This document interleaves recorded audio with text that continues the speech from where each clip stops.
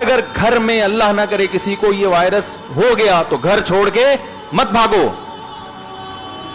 ایک دیکھو ہمارے پاس تو رسول اللہ صلی اللہ علیہ وسلم کی تعلیمات ہیں. آپ صلی اللہ علیہ وسلم نے فرمایا لا عدوى ولا طیرہ، نہ اسلام میں بدشگونی ہے اور نہ بیماریاں پھیلتی ہیں.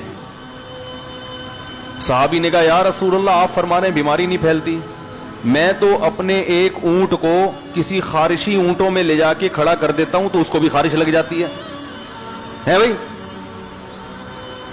خارش تو پھیلتی ہے نا. یا رسول اللہ ہم تو دیکھتے ہیں ایک اونٹ خارشی ہے تو ہم دوسرا اونٹ وہاں جاتا ہے اس کو بھی خارش.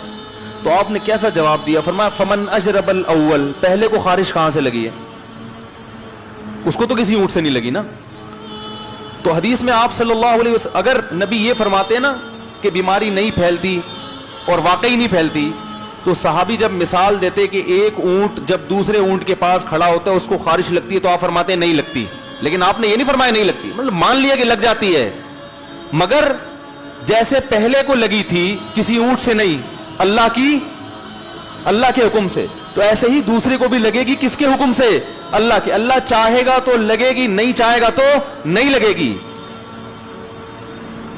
تو حدیث کا یہ مطلب نہیں ہے کہ بیماریاں پھیلتی نہیں ہیں، پھیلتی ہیں، کیونکہ نبی نے خود جذام کے مریض سے دور رہنے کا حکم دیا. کوڑ کا بیماری ہوتی تھی نا پہلے زمانے میں، گوشت گلنے لگتا تھا، تو آپ نے فرمایا اس سے دور رہو.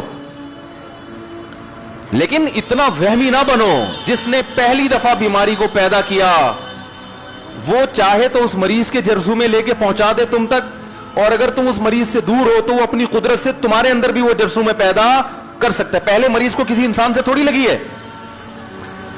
بہت مشکل ہے بھائی، بات سمجھانا بہت مشکل ہے. تو یہ ساری باتیں جب سمجھ میں آئیں گی جب طبیعت میں اعتدال ہو، موت سے بچنے کی فکر ہو مگر وہم نہ ہو.